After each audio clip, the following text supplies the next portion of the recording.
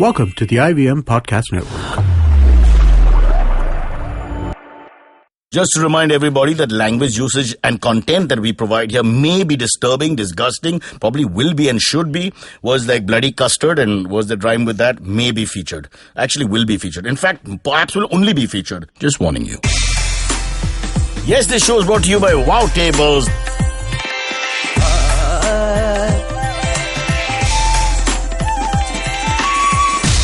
You're listening to Cyrus Says.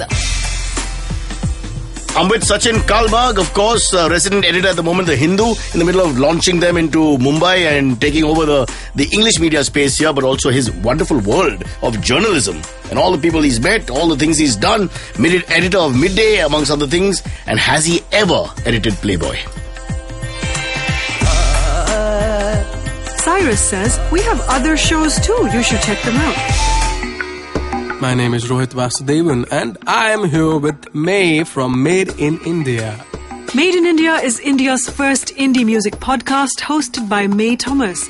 You can find it on indusvox.com or subscribe to it on your favorite podcasting app.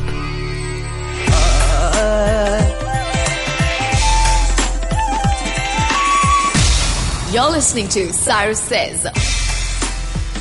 Yes, it's Cyrus Says, and I want to pick a bone with everybody about seniority. See, in India, I have a feeling we have a misplaced respect for seniority.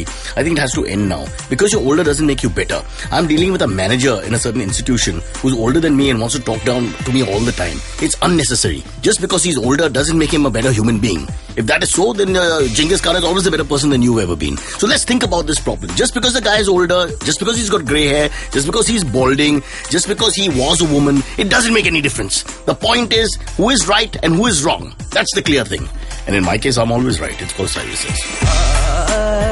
Cyrus says, ad breaks are beneficial to your mental health. This show is brought to you by Wow Tables. I spoke to Kunal and Deepa, the founders, about Wow Tables.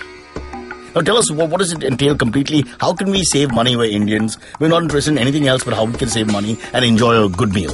So we've got curated dining experiences at some of the nicest restaurants in several cities in India now. Okay. And apart from the fact that we guide you into what to order and what to not, we also help you save at least 30 to 50% on that. What are you saying? 30 to 50% on a meal? That's right. I'm in. Count me in. I eat a lot. You better be careful. Don't want to break the And bottle. you get to have multiple courses. Oh, so you can tell I eat a lot, huh? Deepa, that's very rude. It was not necessary. That was mean. Visit wowtables.com to book an experience and use the code Cyrus Says to get 500 rupees off on your first reservation. I repeat, 500 rupees off. That's 100 plus 100 plus 100 plus 100 plus another 100. Yeah, that's right. And that's what Cyrus says. Welcome, Cyrus Says is the name of the show. I have other names for it like Pooja, Darshana and Aarti, but it's been, I've been told by my producer Amit not to use those names because they're girls he dated for one night each. Of course, they must have been dead at the time because, just kidding. Let's talk about our guest in the studio, Sachin Kalbag, resident editor, The Hindu, which is launched in Mumbai and is all set to take the media world by storm and attack the competition. We'll talk about all that. But first, let's understand who Sachin Kalbag is. Firstly, he's not the other Sachin, the one who makes much more money and does no work at the moment. That guy's a cricketer. He's totally different from you. But what is interesting is you're a hardcore journalist. I think a whole breed that perhaps doesn't exist now. A hardcore journalist from start to finish. Print journalist from start to finish. And let's go back, Sachin, first. Welcome to the show. I'll keep talking if you don't Thank you, interject at some point. I'm the poor man's Arnab. You come here, I talk, you listen. Yeah. Yeah, so Sachin, let's go. But one day podcast will take over television, so. Yeah, but by then I'll be the senior figure and some other kid will be ranting about me. That old man with one hair and two eyebrows joined together. Sachin, I want to quickly introduce you to people who may not know who you are, but the byline must be quite famous for my generation, 80s, 90s, but 90s for sure. Growing up, you've heard the name, you've read the name, you've seen the name, and he ran the Midday. Which at that point was almost like the most hip newspaper. I don't want to say it's not yet, but at least in my generation, I think it was. So let's go back to your early years. How did you start? Why a journalist? Who was Sachin Kalbag? Where did it all start?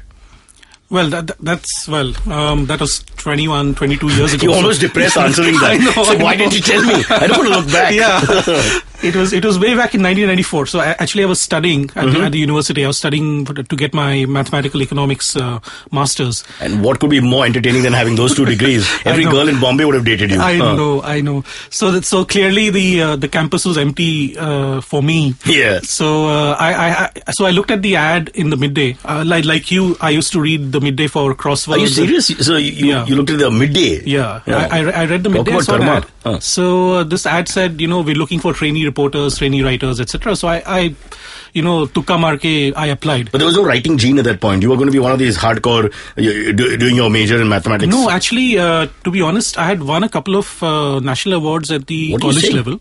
So there was national awards. Yeah, that's not a joke. All India award you had won at college. Yes. So there was there's this company called Who takes part in competitions across India when they're in college, when they discover girls? What is Sachin? What happened? I thought of discovering girls through my prizes. You thought every time you get a prize, they'll give you didn't work. Miss NM as runner-up. Didn't work. So essentially, this organization called Forum of Free Enterprise, which was run by Nani Palkhiwala at that point of time. Oh, yeah. So they organize an annual essay competition on economics. So I took part. Did you attend his lectures at I think it was the CCI in the old days? Yeah. So you're quite into the whole economics. Yeah, I was as a young nerd. boy. I was a nerd. Yeah, doesn't matter. Everybody has their place. I was an idiot. We're both doing okay.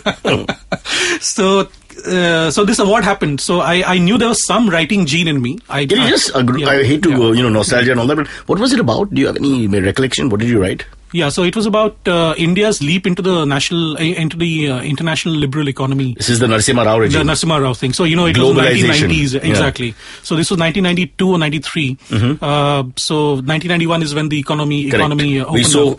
We became a global power in a sense. We're still becoming one. We will happen. Achhe din and all that. So this happened. And so I thought I have something in me. So I tried. Mm-hmm. And when I went to the office, it was a ramshackle place, but there were some 50, 60 people sitting there writing essays and whatnot. Wow. So I thought I had no chance. So I was very depressingly, I wrote my whatever, and I came back and I told my mom that, no chance, I'm not getting this job and I'll continue studying. So she said, don't worry, like a typical middle class mother, she said, no, you should first get your degree and, and then the world will open up. And then the world will open up for you. As if mathematical economics has opened up. Why do parents do that? I already told my kids, just don't bother. I don't know what's going to happen. Okay, it's a lot to do with influence. Yeah. This is India. So 3 days later, I got a telegram. Can you imagine?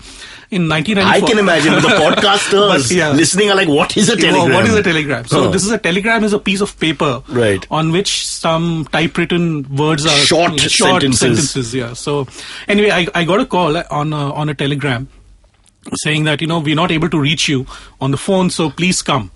So I went there and I didn't know what a journalist should wear. So I wore a tie and a jacket and whatnot. And I went. You're like 18, 20. Yeah. I was 20 and a half at that time. Okay. And so you wore a tie, like you're going for a marketing degree interview? And when I entered the place, they all laughed at me. So that was my... a bunch of leftists with their... with the cholas. The cholas hanging and tea in the hand, cutting chai. There you go. And so that was the beginning. So it was great fun though. I mean, I got through and I got the gig. And so that's how I started writing. So my first article in the history of my career was a small piece on this supermodel at that time called Reshma Bombewala. I remember her. Yeah. You and I may remember. Again, you and I may remember. Stop me saying these statements that implicate our age forever. Saved by Amit Doshi, producer in a podcast, to laugh at whenever he feels like. So, Reshma, how's she going to feel after hearing this? I hope she doesn't listen to this. Pretty girl, yeah. So, what a big model. Very big model. She was a supermodel at that time. So much for a nerd, huh? Yeah. On one side, globalization, India, the new rising power, this, that, Nani Palkhiwala is the impress. What to do? And on the other end, Reshma Bombewala. The boss told me to write. So, what was the boss's name? Yeah, Ayaz Memon. Right arm over the wicket. Classical delivery from Ayaz Memon. And I was caught in the slips, so to speak. There you go. So Captain's orders. So Reshma Bombewala was my first article. So it was, and then I followed it up with. Did you profile her? As in, did you interview her? Yeah, I interviewed her over the phone. I didn't get to meet her, but then I met. Now a model on the phone. Not a good idea. Exactly, I would think that visually is the stronger. Yeah. But but that's how I started. So it was a good Superb. start. And suddenly my equity in my So what did friends' mom circles say went when up. she read the first article? I didn't show her My God, I she didn't was show her my stunned. copy of the Midday. So, Reshma but I- Bombiwala in a bikini and you and her son eloquently telling us about her figure and yes. career statistics. Yeah, but that was it was a very innocent time at that time. 1994 was, I joined in Independence Day 1994. Yeah. And it was very innocent. People were not what we are right now. Well, we had that one war in the background going on in Iraq. Yeah. They were looking for something which apparently wasn't there. Yeah. WMDs, if I remember Yeah. correctly. Yeah. It was a senior Bush. But they got we what they didn't wanted. know. They got oil. So, As you say, at least for us, from our perspective of 80s and 90s growing up, it looked a lot better. The biggest problem was, will Gavaskar declare? Things Yeah. like that. Yeah, the world has changed. And no doubt. we still look at with great pride at how Gavaskar scored 36 runs in 60 overs. How you liked you? You're a very petty man, huh?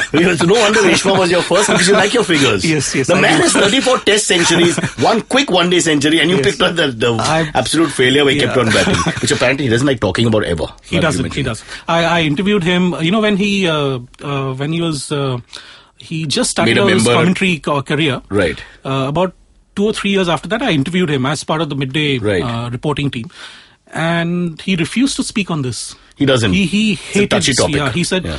Mr. Kalbag, Yeah. I would prefer if you don't ask me this question. So I was taken So aback you said, because, you- here is my hero telling me not to speak. You should like turn to that. your colleague and say, you ask the question. So I didn't. I was quite scared of That's him. a good Yeah. point to ask a journalist also. So when you meet a big figure, a figure that you loved and respected Mm-hmm. also, and you ask him an awkward question, have an awkward moment, what do you do? How do you take it from there? Sometimes they do answer. See, it's actually the middlemen, the PR guys, and the other guys who Play bad cop. Who play bad cop. But actually, I found that CEOs and celebrities. I must say there was no middleman with Reshma Bombiwala. You No, went not at all. one-on-one, you Just, did your one-on-one. thing. A true professional, I salute you. Absolutely. And that's how I learnt my craft. There you go. So your first over was on a Perth wicket. The ball was flying around. Yes. Reshma Bombiwala, right arm fast. Yeah, we'll come to Gavaskar and all your experiences a little later. But let's now talk about the fact that you became a cub reporter. So you were sent on what kind of work? Just tell us the life of a journalist in the 90s. All kinds of, and we didn't have Google at that time, so we had to go out on the street, Do your research? interview people, do research, go to libraries. So Asiatic was a big research center for all the journalists. The Center for Studies was a big research. The university library was You a big research found center. fellow Sachin Kalbags there? All on a Saturday Yeah. night, looking at each other and saying, kya Exactly. maine? Life mein. So it was great fun though, because that's how we learnt our reporting. These days, when you ask people to research something, all they It's do too is go to easy. Wikipedia and It's ridiculous. The whole Roman Empire, my son downloads in like 10 seconds. I'm like, they Yeah. took years to build that. Yeah. And how dare you? Just boom. Yeah. Here it is. Nepotism, papotism, worldliness, podiness, videoness. Just ridiculous. Yeah. So, but it was great fun. But do you because, feel, this is a mean question or rather a dangerous thing for you to answer, but do you feel a sense of superiority because you come from, let's put it, I'll use a metaphor. While driving on the normal gear shift, manual shift of the Ambassador in the Fiat that I drove on, I can drive any car that's available today with my eyes closed. I feel that way. Yeah. So do you feel that the hard road of journalism that you went on, they send you to all kinds of places, unprepared, figure it out, whatever, compared to today's reporter who has everything at his fingertips? Do you feel a little superiority that you can... Well, not superiority. I think we're better prepared to face challenges. Like, we were speaking about the Chennai crisis, for instance. Right. So a lot of journalists, a lot of newspapers across the country did not have the Chennai crisis on day one of the flood. I don't understand Yeah. English newspapers. Of course, now, if you're listening to this podcast later, it may not make so much sense, but a lot of English newspapers sort of ignored it. Yeah. It's not on front page, it's in the was middle. It was a 6-column news on the Hindu front page in Bombay. Yeah. And somebody was asking me, why have we taken the Chennai flood on the front page? Because Chennai, we are so... But the fact is that Mumbai has, reporters and editors have become so insular in Bombay. We've become like the Americans. Yeah, It's so our we world, think Mumbai. about Bombay as our globe. a lot of that is to do with parking. You see, when you It can't could be. find parking, people go berserk. Exactly. So they just can't think beyond that. I can't think beyond parking. Now that I mentioned parking, I want to talk if about you it. read Suketu Mehta's book Maximum City, Yes. one of his main chapters, he writes this. He says the next riot in Bombay will be about parking. Yeah. And I and that's won't be not, surprised. and that's not the Bengali word parking, which means something else. Right? Am I right? Hey. I will not comment on No, that. Sachin. No, you're a pan-Indian. You're a I was journalist. You've been pan-Indian, everywhere. yes. So, you know So the I'm answers. a Karnataka man living in Bombay, Mumbai. working for a Chennai newspaper, trying to push it abroad. Pushing abroad, Yeah. exactly. Wonderful, Yeah. wonderful story. But let's go back to the early years before we come to the Hindu and the Midday, actually, in chronology. So you're working as a cub reporter, and you suddenly became the editor. How many years have passed? No, I didn't suddenly become the editor, but it was in 1999 that Tariq Ansari, who was then the owner of the Radio Man. The Radio Man. Used to be called the T-Man. Yes. Right? Can we reveal that Oh, secret? I think by now we should. Oh, I'm so sorry. Tariq, I apologize immediately. You're not the T-Man. The T-Man is T2, my friend. I'm sorry. You mean till now? Terminal. Whoa. Are you taking a dig at your old boss? No. So Tariq was very kind enough to put me in charge of the Midday Online as a content head. I mean, Pradyuman Maheshwari was the editor, but he put me in charge of the on-ground content, so to speak, of the website. So this was like, I got married on 28 December 1999. Nobody's really taking digital seriously at this point. Yeah. Huh? Nobody was taking digital. Whose idea? This is Tariq's idea. This is Tariq's idea. What was your position on all this? You seem to be a guy who's ahead of his times. I was at that time, I think I was 26 or something, and suddenly he came one day and he said, I got married on 28 December 1999. Okay, 30th December, I get a call from Bernie, who was Tariq's assistant at that time. Right. He said, Tariq wants you in the office. So I said, I just got married 2 days back. Tomorrow I'm flying out to Kerala for my low-budget honeymoon. You don't have to say that. You're a journalist in print. Why do you have to say that? It's redundant. You went for your honeymoon alone. Tell the truth. It's redundant. Yeah. So he says, you have to join the online team on 1st of January. So I said, but Tariq, I'm flying out tomorrow. In fact, I was not flying out. I had booked a train ticket. As you know, we are print journalists. Listen, Kerala by road or land or by train is a picturesque part. There are parts of India I won't mention where you never take a train. Yeah. There were elections held recently. I'll give you a hint, but be very careful. So he said, no, but you to join. And I said, but I've spent so much money on this. So he asked Bernie to write a check. He said, this is the money that I owe you. Take this money, cancel all your bookings. What are you saying? Yeah, This is a man who married 11 times after that. What the hell?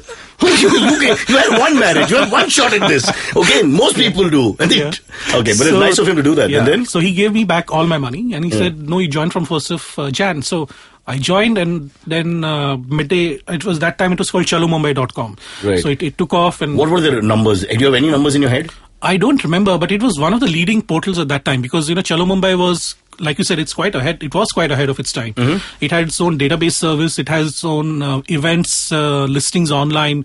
But this was that first rise of digital, which where everybody thought that there'd be a lot of people got into it, and then it sort of flattened out in a couple of years. Yeah. So were you a little worried? Did you see the future? What did you think? No, by the time I had left Midday, I think the bust came sometime in the year 2002, 2003. So let's blame the successor. Yeah. So he didn't have a marriage to go to. It's all his fault. So by 2003, I had quit. I had joined a technology magazine called Digit. Right. So by the time I'd quit, but what happened was during that time, like now, many of the companies were startups. So many of the companies that went bust were also startups. But the companies the internet firms that were associated with media houses, or they were able to hold their own. Yeah, they were safe. But how did it change? What is it today? What is the Midday website today?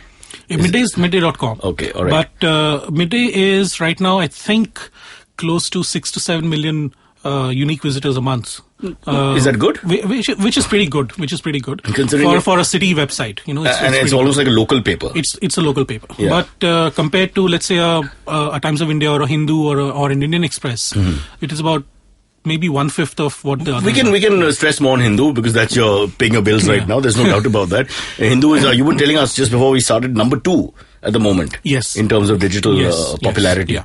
Which is a very good position to be, looking at India as the big lion, the big tiger, and growing numbers. So I think it comes from because we don't do any advertising or marketing of the website. So you don't use Reshma Bombay-wala? We don't use that Reshma. influence that you have. Where's it gone? Yeah. I don't know where she's. Now that you mentioned it, we went straight to Gavaskar. Between Reshma Bombay-wala and Gavaskar, did you meet any other pretty girls? Did you have any? Were you the guy? I do remember meeting a few supermodels. For example, Bipasha Basu at that time was unknown. Yeah. But she was known as a face. She was known as a face. Actress, she was known as I think she won the Glad Rags supermodel or something like that. So she won a lot of titles. Yeah. So I was sent to interview her at Malabar Hill. Wow. At a small agency. Right. So I remember that. If the agency is in Malabar Hill, it's not small. Yeah, it wasn't small. It wasn't small. Yeah, but those were the days when print was really supreme. I mean, television was not in Well, and these models needed print because they were basically seen on the ramp and in the newspaper. Exactly. Yeah. So magazines were a big thing at that time. These days hardly anybody picks up a magazine to read. I wanted to ask you that. We'll come back to that. I want to ask you about how do they sustain? Because I can't understand this world of, especially the magazines. I understand the local papers selling still because we have that culture. But who buys the magazines actually? Do they actually run? There is some loyal readership. I mean, no doubt about that. I think India Today, Outlook, Sports Star, for instance. Sports Star is a sports magazine from the Hindu. But it still sells about 45 to 50. And I was a loyal Sports Star follower up to my 20s. So people still read it apparently. So we still sell about 50,000 So copies. everyone will survive? Is it like radio? In the short term, yes. In the short term, yes. But they'll have to reinvent themselves. For example, newspapers, I think, have started to reinvent themselves in terms of content. Shorter, sweeter, and more also, colourful. And also, newspapers realize that they're no longer avenues for breaking news, right? Not at all. They're catching news that you already know 10 years ago. Now they're adding depths to their analysis. So people don't read newspapers for news. They read newspapers for analysis. I think you're spot on. So basically, we find out what's happening, then we get the detailed research from the paper. Exactly. Let's come to the main reason why you're here, the midday meet. Now, you've given us perhaps one of Mumbai's iconic things. I mean, we all, as young boys growing up and older boys as we are now, love the midday meet. Whose idea was that? I think it was Mr. Khalid Ansari's idea. This is the man. I must play villain here. I must play villain here. For the last 4.5 years, since the time I joined, there has been no midday meet. Yeah. So why was that? Actually, my logic was that as a newspaper, if you devote that much space to it's a small picture. It's 22 centimeters? No, it was more than 22 centimeters at one point in time. Oh, maybe I'm thinking about something else. Yeah, exactly. I'm so sorry. So you do rise up to the occasion, don't you? Sachin, you're a hardcore journalist. You're representing another India. India with values and traditions. I'm sorry, I must stand in attention right now. Oh, stop it! I'll become the journalist. So it's a waste of space. It is a waste of space, especially in the smartphone generation when everything's accessible through your phone. So we rather use that to better you. I mean, but I remember there was a poll taken in the old days in the 90s, somewhere, don't ask me when, where they actually said what is the biggest recall from midday was the mate. Mate, exactly. But I did a quick Twitter poll when this happened. So on April 1, 2011, we stopped publishing the midday mate. Right. For 17 days, not a single letter, not a single phone call, not a single tweet, not a single Facebook post on where the midday mate is. Right. So on April 17th, I still remember this. On April 17th, in the afternoon around 3 o'clock, I tweeted, by the way, does anyone miss the midday mate? And a barrage of tweets. Where is my midday meet? But for 17 days, nobody noticed. Okay. So what you expose the underbelly of India, of Mumbai, which is basically people read a lot but pretend not to. Exactly. They don't really look at the photographs. They just do the reading. Yeah. So we got a lot of phone calls after that. But 17 days, nothing. So I realized that, the midday meet was past its sell-by date. Or rather, there's just so many other avenues open. It's suddenly not the only game you can play, to use a phrase. And in fact, the midday meet was more clothed in print than the people that you see on online. Yeah, I accept that, but remember we were starving. It's like, this is the food you get. Yes. You just take it when you're in a famine. Okay, before we go into break, I want to share some of the midday meet pictures with people listening to this podcast. So here are a few of them. Enjoy them. This is from 1997, I think. But that one was 1993. 93 was it? The one where she's not wearing anything on top, which I'm showing right now. That is 1989. 89. Yeah, so you're not involved in that. I was in the 10th standard that time. Yes, and you definitely was one of those who downloaded. What is the right word? Cut the photograph. Or just tore it off. Before we brought the paper home. So. There you go. Yeah. All right, we'll take a break. Sachin Kalbag is with us, senior journalist, now all set to rock Mumbai with the Hindu, and that's what we'll talk about when we come back. Plus other issues that are touching India, like where the hell can you find a really good steak? No! That's against our culture. We take a break. Cyrus says, stop picking your nose, listen to this ad. India's first storytelling podcast is out now. You can download Tall Tales Takeaway on our website, indusvox.com, or on your favorite podcasting app on iOS, Android, and Windows. And that's what Cyrus says. All right, Sachin Kalbag in the house with us. Right now, he's resident editor of The Hindu, in charge of the Mumbai side of things, because that's where the battle is, I think, for a lot of English newspapers. They've conquered the South. That's done. Also, big body of work. He edited The Midday. He also worked at DNA and Mail today. At DNA, you were Washington correspondent. Quickly, before we rush into The Hindu, and there's lots to talk about there, what was that? What was Washington correspondent? Which era was that? What was that all about? Yeah, so this was between 2005 and 2007. If you remember, that was a time when the Congress government in India was trying to strike a nuclear deal with the US. Right. And there was a lot of speculation whether it will happen or not. Right. What should we do? So the editor of DNA at that time was kind enough to send me to Washington because I think the nuclear deal was a key. This is George Bush 2, right? This is George Bush 2. Second term. Yeah. So it was really an important phase in India's contemporary history. So I think the editor decided that we should have our own person in Washington. So I went there. You created a spot just for you. Yes. Wow. Yeah. So there was a New York correspondent, but she was based in America. But and it's easier to send a local boy from Mumbai to Washington. Yeah, and on day one, understand everything about Washington politics and so whatnot. DNA was run by who in this lovely period? No map inside, no Google Maps. Damn you! So the editor at that time was Gautam Adhikari, who himself was the Washington correspondent for the Times of India at one point in time. Oh right. So he said that we should have a person there. So my office was my small dining table at home. Yeah. So when I actually filed my taxes, the tax guy said, so how big is the dining table? So I said it's 3 feet by 6 feet.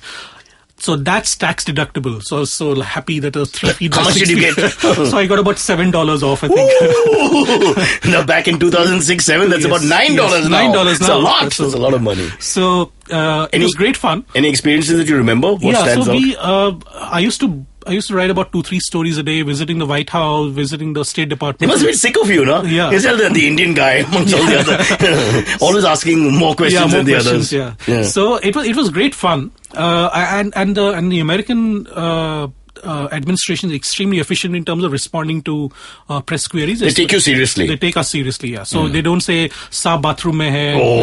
Beautiful. So, they're so behind us, really. If they only knew, if George Bush II just knew he had this option, well, he would have to answer anything. Saab is combing his hair. Saab ka exercise chalu hai.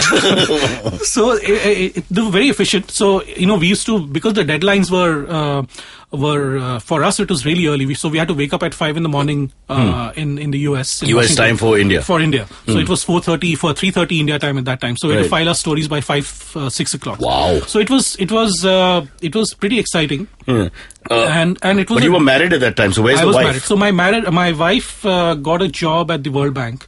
So she was based in Washington. So somebody was earning. Yeah, exactly. Yeah. There you go. पैसा आ रहा था. So, and that one table. It wasn't a big grouse with your wife. Exactly. We're going to get a proper cabinet.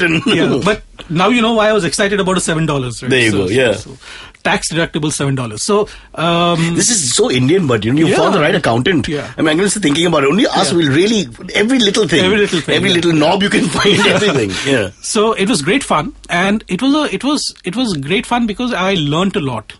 Without having a mentor around me, but everything was, I traveled thrown into the deep sea, literally. Yeah. Did you get to meet any, congressmen, or did you meet senators? No, yeah. I interviewed at that time the chairman of the House Foreign Affairs Committee, which was actually in charge of the nuclear deal passing. And this was a very pro-India stance that was going on at that point. No, actually, Tom Lantos was not a pro-India person in the beginning. But George Bush's camp Tom Lantos was a Democrat. The Democrats were against, including Barack Obama, who was a senator at that time. Yeah. He still sits on the fence. Yeah, he sits on the fence. Yeah. So Hillary Clinton was against us at that point of time, but later on the Indian caucus kind of influenced her to support a few dollars us. here and there when you do the campaign trail. But Sachin, coming back to this Tom Lantos.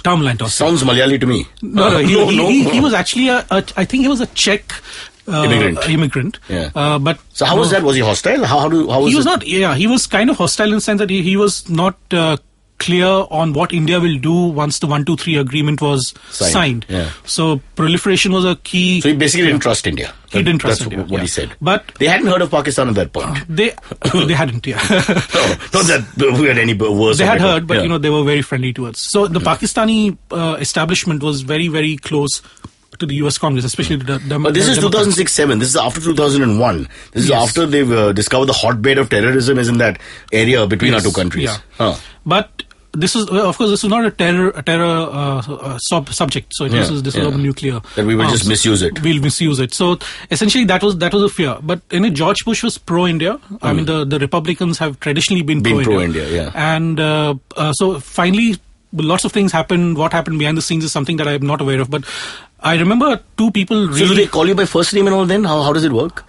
When you talk to these guys, the reps called us by first name, but not the senator, not the senator or the congressman. Yeah. So Nicholas Burns was really a key. If you remember, he was Assistant Secretary of State at that point of time. Okay. And Nicholas Burns. I'll pretend I remember him. Yeah, I do. Nicholas Burns, of course. So Nick Burns was a key factor. There was a very hardworking Indian bureaucrat in the rather foreign policy person in the embassy called Gautam Bambawale. He's now, I think, the ambassador to Pakistan or China, one of the two. But at that point of time, he was a political minister in the Washington embassy, and he worked really hard behind the scenes to get this done. Okay. Then all these guys were doing a lot of work behind the scenes, and finally in 2006, I think sometime in the month of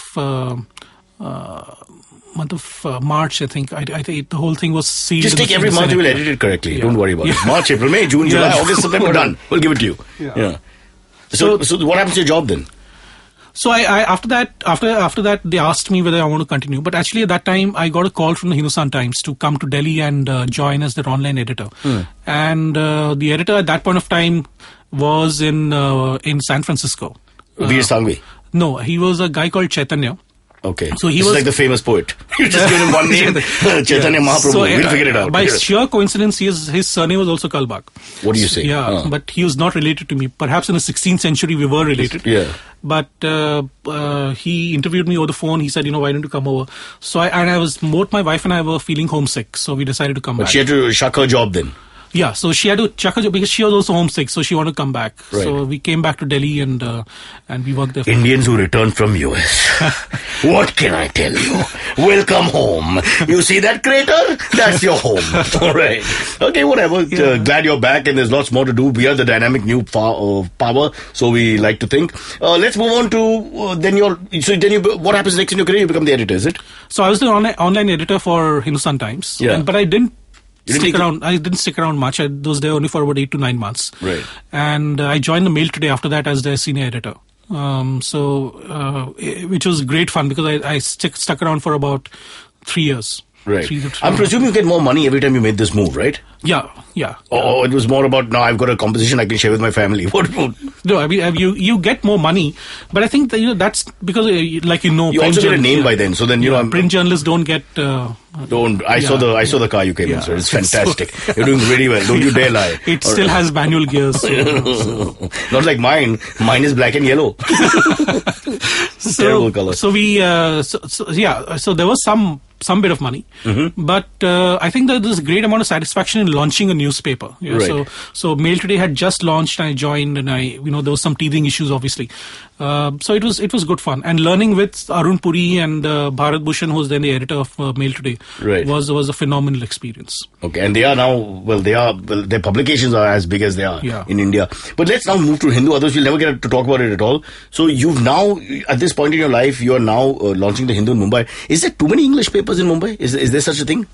Not really. I mean, I think that, how the Indian media's consumption travels is that, or rather progresses, is that, when people become literate, the initial phase is to read your regional language newspaper. So you see a lot of growth as India's literacy rate grows. You see a huge amount of growth in the language newspaper space. Right. So language newspapers are growing at about 10 to 11% in annum. English newspapers. So regional language newspapers. And English language? About 3 to 4%. 3 to 4%. Yeah, on average. Yeah. So there are some newspapers which are growing at about 7 to 8%. We need to change the advertising policies for. You have a united front. Yeah. What if Rajnath Singh was like the brand ambassador, our home minister? Yeah. I read English, and he talks in English and he reads in English. We have the right icons. I think like if it's Lalu Prasad Yadav, maybe exactly. Reading in English, something like that. I think the big problem is they're pretending not to know, and they all speak perfect English at home. I'm told off the record. They do. Yeah. But now let's talk about this slant that I've noticed, and I get it from our show. We do this show on television where we get this slant saying, you don't give us South-based news or East-based news. It's always Delhi and Bombay. Yeah. And is there a problem where our reporting also, we just see the 2-3 cities, we sort of leave aside zones? For example, this whole Chennai disaster is not getting the kind of coverage in Mumbai that it'll get in the south. It does. I mean, I was, like we were speaking before this show started. I mean, we become kind of insular. Bombay thinks only about Bombay.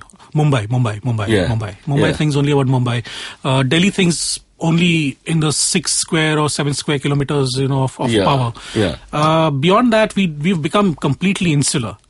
So people called me up the other day, in fact yesterday, because day before yesterday the floods really hit Chennai, and we were the only paper in Bombay, English newspaper in Bombay, to have a 5 or 6 column spread on the floods. And people called us up and they said, why are you carrying this story on the front page? And I told them that it's going to be a big story because people are stranded. But who decides this? The editor, right? It's the editor. I mean, and these are all well-known editors. It's not like some 12-year-old child has just come in and decided, I'll only talk about what's happening in the Mumbai Mall today. Yeah. So it was a joint decision. So what happens in a national newspaper like ours is that the editor-in-chief, who's based in Chennai, will call up everyone and say, what do you think is the lead story for today? So we all discuss over the phone or on Skype or whatever. And that day, I thought that the Chennai floods were really big, even for Bombay. Yeah. And Bombay, because we suffer these floods almost every year, people will identify themselves with what's happening in South. So then it became a no-brainer because we wanted to put that out. So people called us up and you're a Chennai paper, so you put Chennai floods on the front page. That's ridiculous. That's a ridiculous thing to say. But was this a right-wing political party from Mumbai? No. Okay. Don't answer that, Sachin. Don't answer. We don't want trouble. So that was it. So and after that, if you see a lot of people taunted mainstream media for not covering the Chennai floods. Okay. And because of that, I think social media played a huge role in getting television crews into Chennai. Newspapers started reporting. I think visual mediums just love the idea to show disaster because they think that's the way to get the ratings. Yeah. But can I just go away from that because we will run out of time otherwise and go into this? I want to ask you media's role in shaping debate. What do you feel? 30 years in the business or so? Is it 22 years? 22 years. I'm not that old. Come on. They can't tell. The midday mate, we ran for them for 20 minutes. Nobody reacted. Yeah. So we look at the Amir Khan issue, for example. Yeah. Do you think the media should take a more... In that particular specific case, let me put you on the spot. Take a more seriously one-dimensional stance and call it as it is and say, whatever, he has a democratic right to say what he wants. It is, but I think the media has become a Rashomon-like situation. Everybody has its own version of the truth. Yeah. So, which is like life, really. I mean, it becomes like the Nazi philosophy. Then they just dilute everything. Yeah. You don't know what's happening. Yeah, exactly. So what happens is that, media houses have stopped taking stands. So we report, but we need to take a strong stand on certain things, like free speech, for instance. Right. So you may disagree with what Mr. Amir Khan said, right, but he has every right to say it in a democratic country. We don't have to call him Mr. He's not here. We can just say Amir. Yeah, Amir. It's okay. You won't get upset. Yeah. No, I was just thinking, I thought 10 years ago, Sachin Kalbag was editor of Midday. They would have been very strong in support of Amir Khan in the sense that let the guy say what he wants. Why is everybody reacting? Yeah. But now what you're saying is true. It's almost like this obstacle course. You try to weave through it and be careful about what you say, in spite of the fact that you should be the voice. Yeah. In a sense that shapes opinion. That is true. I mean, what has happened is I think we're also being intimidated by what social media is telling us. A lot of we were discussing. You go with the populist view, is it? No, it's not that. It's about so far, all the right-wing people on Twitter, for instance, are saying that for 60 years the entire media has been left-wing and we were not given any voice. Now let us speak. Yeah. Now, on the other hand, there is this backlash from the other side, which are very... The intelligentsia, they're called the pseudo-liberals or the seculars. Yeah, you're looking at me. So there's a backlash from them saying that we don't want to cede our space to the right-wing debate, the right-wing voice. So there's a clash. It's actually the clash of cultures between these two sides. And who's winning? At this time, neither is. What about let's come to the trolling then, because you've talked about digital and you have strong views. You've always, you've written all kinds of columns on all kinds of things. Do you get trolled a lot? I do, but what happens is that because we take I do not like the word neutral. I like the word fair. Neutral means you're not taking a stand. You're taking it's a cowardly way to do anything. At the end of the day, if you just The right way to do it is being fair. But no disrespect to Switzerland. We have to travel there. I love lovely that place. Lovely place. Yeah. No person in sight for miles. Indians should go there. Just see what the other world is like. Yeah. So I was there last October. Phenomenal. I was there for about 8 to 10 days. A phenomenal place. Yeah. Excellent. And their reporting standards are very high. Nothing happens. Absolutely. A fruit falls and that's front page. Yeah. Amazing. There was a traffic jam in Zurich of about 10 cars. Huge. Front page. Huge. Ambulances were called. Fire brigades were called. Fire engine. Editor was trolled. Yeah. Yeah. So what are the worst things that have been said to Sachin Kalbag? Now that the other voice can be heard? Lots of things. Actually, lots of people have threatened my family, for instance. Oh my God, really? Lots of people have told me that this thing should happen to you, etc., etc. But I've started to learn to ignore these people, because I know that in real life they're not like that. They're just venting. I met the other day, about a month ago. My colleagues and I went to Mondegar. I don't drink, but I took them all from Chennai. It's okay as long as you pay the bill. Yeah, as long as I pay the bill. So they took me just for that. So outside Mondegar, one guy rushed to me and said, "Are you Sachin Kalbag?" So I said, "Yes." So he said, "I am so and so on Twitter. Do you remember that?" I said, "Yeah, you're my number one troll." So he said, "Yeah, but great meeting you." So he took a selfie with me. What are you saying? Yeah. What a fraud! Yeah. Not a fraud. He was very kind. But I said, "Why do you troll me?" So after that, he stopped trolling me, because we met in real life. He met you and said, just saw that you don't drink and that you're the perfect Indian. Absolutely. I don't smoke. I don't drink. He now has your picture in his bathroom. Just like strange man. Be very careful. So, so I found that many people who are from both sides. I mean, I get trolled from the Congress side. I get trolled from the BJP side. It's almost like paid trolls. They're looking at the internet and trying to find the person who's going against their philosophy and attack. It's like that. Kind of. I mean, on that particular day, suppose we write so for instance, in midday, we expose about 16 to 17 scams that were run by the Congress government. Right. Okay. Which is nothing, huh? Which is You've got so much more to do. Yeah, so there's so much more to do. So, yeah. So you got trolled? We got trolled from the Congress side. Yeah. And then the BJP walas were saying, what a lovely job you're doing. Was the English very lucid? Then Shashi Tharoor. Yeah. Was there very big words, ambiguous and things like that? Oh, absolutely. Yeah. Absolutely. Yeah.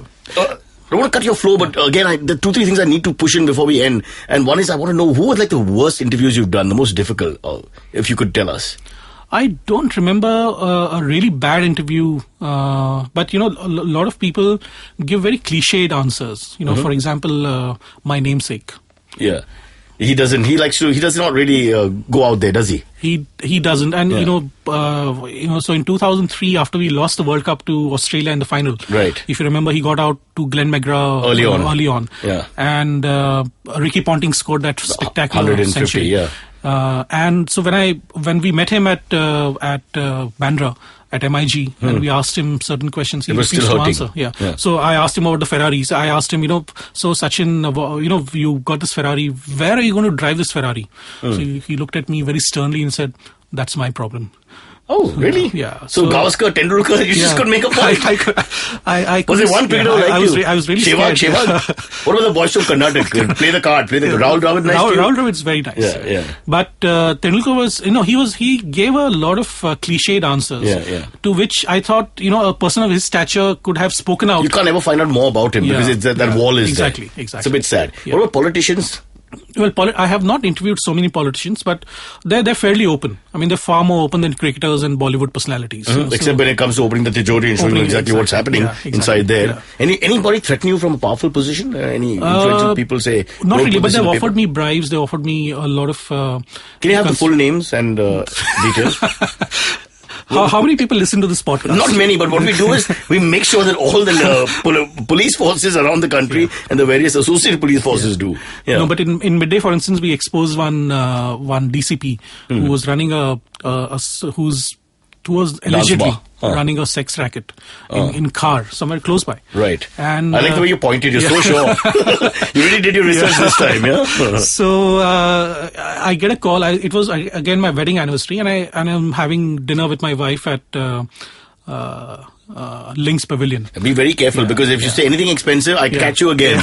You're a journalist. Links, I love Links. In Colaba. Yeah, Colaba. Oh, superb, yeah. And not expensive at all. Not expensive, great value for money. Chinese food is going to digress for a second, yeah. So I was having dinner with my wife and this guy calls up, very senior person in the police establishment calls up saying that you're running a story tomorrow. So can we do something? Can we meet and, discuss this? Can we arrive at a compromise? So I said, no, I can't because first of all, I don't do that. And secondly, it's a great story for us. So we ran that story. I think the guy was transferred after that because in police you never get sacked. Right. So he was transferred after that. That's a good point you bring up. A lot of our bureaucrats don't ever get sacked. It's just you shift them. Actually, it's a fault of our. It's a flaw in our government business rules. Yeah. There's when a government. The government has something called rules of business. Okay, on which the entire government runs. So it's a document. What are you saying? Yeah. Our government has rules? Rules of business. What the hell? Somebody should tell the people this. Is there a document we can put our hands on? We learn new things every day, don't we? Yeah. So the rules of business. So no matter what the crime. Yeah. So there's an investigation again. And if you're a senior bureaucrat in the state or at the center, you need certain permissions to even start investigating that person. Wow. Yeah. So let's understand. So there's the bureaucrat. So there's God below. Then there's the bureaucrat. And then there's the minister. No, in fact, the bureaucrat is all the ministers above, gone down one. All right. There you go. So if you're a young kid and you ministers, you can actually write about and get away with it. But the bureaucrats, they're untouchables. I mean, you write whatever you're against. And they stick together, so they can also use the network to bring you down. Yeah. So please become a bureaucrat. That's the future. That's what we're trying to say. Not pick a fight with anyone. Yeah. All right, Sachin, we've run out of time almost. I wanted to just talk a little bit more about the Hindu in a couple of minutes. How is it going to stand out in the clutter of English newspapers? What would make the Hindu so special? The first thing that will differentiate, I think, is the quality of content. One. Two, I think we need to bring in a lot of calm in our media space. There's so much adrenaline. There is so much notification of media. Yeah. So there is so much shouting on the rooftop kind of media. We need to just calm down and say, this is what is really also happening. Finding things in perspective. You mentioned Rashomon, but when you look at Amir Khan's story, it's not that big a story. But yet it's the front page story and electronic media and Twitter and everywhere. And I'm just thinking sometimes there are other things happening. Paris is burning at the same time. Something else is happening in India. Chennai floods are happening. And then you I mean, it definitely has its place. But sometimes do we get this wrong? We do. I think the media has also started getting things wrong because they're not very clear about what's happening around them. So they're stupid is what you're trying to I won't I won't use the word stupid, but I think not paying attention. They're not worldview. Like I pointed out earlier, I think we are insular. We're not thinking beyond a certain range of topics. So the blinkered glasses is the problem. Exactly. So out there, if you're a young journalist, two things you have to tell you: one, remove those glasses; two, become a bureaucrat, because that's a much better place to be. Absolutely. And you can write your views on Twitter and send it across the world still and control your job. Sachin, thank you so much. How many years? 22 years as a journalist and still batting, still doing very well. Maybe one day a book will come out telling us your life and times. Lots of interesting stories. It will expose me more than anybody else. Don't be silly. You started with Reshma Bombay-wala, then you went to Tendulkar and Gavaskar, and now you're going to hit in between George Bush himself and Tom Unpronounceable Undersecretary of Lantos, who sounds like something you eat. No, that's Mentos.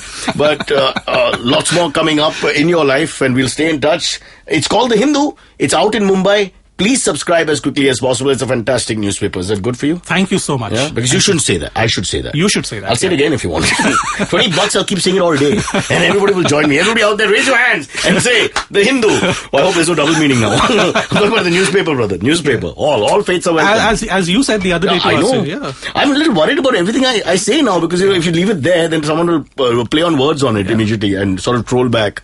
So I thought, let's just be constitutional about it and secular. And it is a very secular newspaper, I must say. I'm a big fan of N. Rams, by the way, and the family. Thank you. But of course, how long will you be there? You'll move to the next one. You never know. But Sachin is a traveling journalist, a man whose pen will never stop writing. Absolutely. On the keyboard will not stop keying. Don't make it sexual. I'm getting a little worried. Okay, folks, coming up now on Cyrus Says, Sachin will help us with a few questions on a section called AMA, Ask Me Anything. And I think Amit will come in, our producer, because he likes to hear his own voice. Sure. And I can't stop him. Cyrus Says, Ask Me Anything. If you want Cyrus to answer your questions on air, send an email to whatcyrussays@gmail.com. If you send us a link to a sound file on SoundCloud, we'll even play you asking the question in your own voice. And that's what Cyrus says. All right, in the AMA, lots of interesting questions, but more interesting is one question I left out with Sachin, while we still have him, Sachin Kalbag, that is. What is this whataboutism concept that apparently you've been talking about?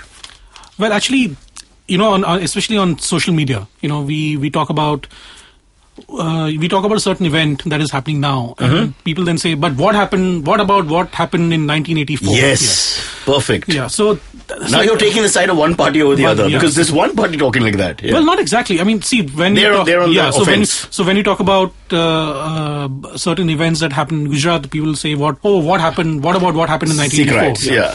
Then when people talk about what happened in Gujarat, what happened somewhere else, freedom of speech, emergency, exactly. Immediately. Yeah. So it's a logical fallacy. So my point is it's diverting. It's diverting. So my point is that if you keep arguing about that, you go right back to the Big Bang, and you'll still not be able to solve anything, because at the Big Bang you say what happened about what about the big things. What about what I can't remember? Yeah. What about what happened before time?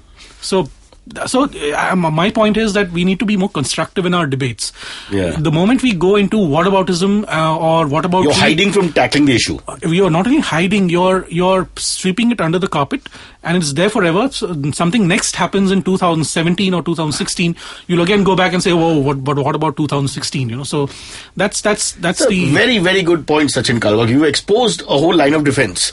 The BJP will have to come up with something else now when they're attacked. But it's true for all parties. It's not Congress uses the same mechanism. Which was my point earlier, that we need to be fair about these things. We cannot be neutral, because you neutral means you're not taking a stand. It's just like school debates. Yes. Suddenly you put them on air. Now it's all because they have the air and they have the digital power to do it. Exactly. And then they just have to quickly come up with something and just deflect. Yeah. But we must use it when people ask us questions, Amit Doshi. What about what? About our show. How do you say this? What about Amir Khan said the other day? What about it? What about it? Okay, I think he's in a hurry. Let's get straight to AMA. Okay, all right. So the first question I have is more of a comment than a question, I guess. Cyrus, on your podcast, questions seldom get answered. Questionable answers at best. So asking a question itself is questionable. Yeah. So I guess it's more of a comment that we don't really answer the AMA questions. Okay, we'll take it as a constructive criticism, and he or she is absolutely correct. I don't have a name here. Okay. But so this is Ashwin after learning about whataboutisms, we're going to change our ways. He actually has a funny name. It says Twitter handle is Friendly Fungus. Then how I ask questions? Let's just talk about his handle. How dare you? How dare you ask questions with that kind of handle? Because now you've distracted us. You've done it yourself. So that's suicidal whataboutism. It's done from your side. Unfair. All right. The next question is from Jasmeet via email. Mm-hmm. What's your favorite weekend getaway? Oh, Sachin Kalbag. You have more stress in your life, I think, because you're a far more responsible job. What is your weekend getaway? My home. Oh, you don't go home for 5 days? Monday to Friday, you're not home? I go home, but I go home only to sleep. So I go home, sleep. And you kept the family where? In a resort? My family actually, went away from me for about 7 to 10 days. They said, we are leaving you. We can't take this any longer. Yeah. And my daughter said, you're not here anyway, so what's the point? So, but she's not calling you uncle yet, so don't panic. Don't panic. Yet. So no time to panic. Because there's no holiday places. You're a normal guy. There's nothing. You go to all these Alibags and these Lunavlas and all that. Oh yeah, my favorite weekend getaway would be Malvan, I think. The Konkan coast. You have a land? I don't have land there. But no. They won't investigate it. But great fish. And the Malwani cuisine is superbly well known. So I underrated also, not given enough prominence. Yeah. But that's a show for another time. Yeah, absolutely. You're a fish lover, is it? I'm a great fish lover. So you keep fish as pets or you eat them? I eat them. You're really not a nice guy. You can't eat something. You can't eat something that you have as a pet, right? Okay, Amit Doshi, what's next? So actually, there is a question that's kind of for Sachin rather than for you. Yeah. So let me just ask you this. I'm going to kind of synthesize a whole bunch of.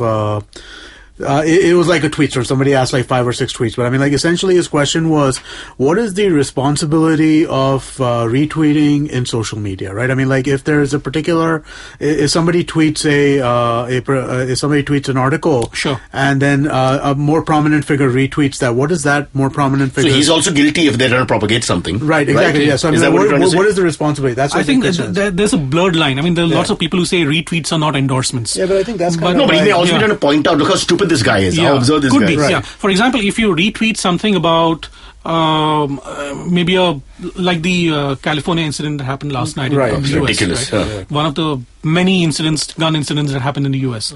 Now, if you retweet something from there, does it mean that you're endorsing gun violence? You're not, right? So you're actually saying that there is a point of view that I have, but it's not necessary that I need to comment on everything that is happening around the world. So the retweets are actually to tell my followers. So my followers may be different than what Cyrus has as followers, or somebody else's followers, or your followers, for instance. Right. So if I have to tell my followers, because I follow a certain set of people, but those people may not be followed by my followers. So it's a web of followers. If I tell my followers of what's happening in the other part of the Twitter, then it's not really an endorsement, but I'm actually informing other people about what's happening. You're being a kind professor, as you always want to be. But Sachin, what happened to the old days when we used to just send, pictures of naked people to each other? I thought that was a better way to tweet. Those were the days of innocence. Innocence, really? Why did people have a problem with that? It's a better world when people focus on nudity and things like that. I'm telling you, and when they talk about this is the wrong way to say, because there's too much anger which is just being spread. It's a little sad. I think there's a lot. Yeah, you're right, because there's a lot of anger and hatred which you don't see in real life. If you walk down real life, the same guy who hugged you, hated you for 3 years on Twitter. When I go down on the street and I look at people, I don't go, oh, you're the bad guy. You say, hello, how are you? If you sneeze, you say, excuse me. Sometimes you hug the person until they file a police complaint. There's a completely different world out there on social media, which is abrasive. filled with, which is abrasive, which is filled with anger and hatred. It's like another avatar takes over. Exactly. And then it disappears and then other real person comes there in. have actually been studies on that, right? I mean, like with the YouTube comments and with the Facebook comments, Yes. I mean, like the fact that people have to use their real names now. So there's a great book which has come out earlier this year, which is called "So You've Been Publicly Shamed," for instance. Right. So you can't hide now. You can't hide. So there is this was about that the girl who the tweeted South about Africa. AIDS. Yes, exactly. Yeah. So that was one chapter in that book. There are 7 or 8 other people who've been publicly shamed. A couple of them have committed suicide, for instance. Right, So you cannot, for example, the guy who was the Indian guy who was gay, the student. Yeah. That was a big story. And New Yorker wrote a fantastic 4,000-word article on this person, and he was filmed. by his roommate. By his roommate, having sexual intercourse with his partner, and that he threatened. It was like a joke. It was like a joke. It was supposed Stupid frank joke which went wrong. Yeah, it went wrong. So these are the dangers of social media. So you don't know how you're attacking. So, for example, teenagers bully other teenagers on Facebook, and that's a really dangerous trend. So. And what happens is, because now earlier when you and I were young, bullying was personal. So I was bullying other person. Much more beautiful thing. They pick your nose, they slap you, put you in the shower. Yeah. What happened? Or drink chai with a fork. And it ended. Yeah, it ended in about half an hour. There was feedback, right? I mean, like you're doing it to a person. I mean, like that 4 person people saw in a it. particular Now way. 13,000 people have seen it, and then it spreads. At the minimum. And then it spreads. And that spreads like wildfire. So that's really dangerous, because then you're globally shamed, right? And that's a real problem. So when people are retweeting and endorsing certain things, and then you come back to this about issues of hatred and of anger, I think we need to keep our real lives as much real in social media too. It's like that fellow who fell off the train, right? And then that became viral so quickly. Yeah. It's a little scary about what's wrong with that. How dark is our society that everybody wants to see that? It should repulse you, the idea of actually seeing that. But for example, the photographers who were who were in Paris in the tunnel when Princess Diana's car crashed, they started clicking pictures rather than helping her get up. So there was a huge backlash. And now imagine if that had happened in the day of Twitter. Yeah. This happened much before much earlier. Today, this would actually those photographers, but the photographers, their defense was, we are doing a job, right? Maybe they were, maybe they weren't. So if someone's dying, you continue with your job, you don't have. Maybe they weren't. I would not do my job if somebody's dying. I'd obviously leave my camera back. The world is dying. You're still doing your job. Exactly. Damn it. Sachin, have you been a bully on any of the social networks? I have no chance. Have you hurt anybody's feelings? I may have, but I'm not aware of that. All right. And if you have, he gives you a universal hug. Yes. To everybody out there. The show is called Cyrus Says. I think we'll wrap it up. Amit, you're talking too much. Okay. God bless you. Mr. Kalbag, he's a journalist. He's the voice of India. He's the person who should be heard because the nation actually would like to know. Thank you, Cyrus, for calling. Thank you, Amit, for calling me here. No. It was great. You were fantastic. It was a great We like to keep the media on our side.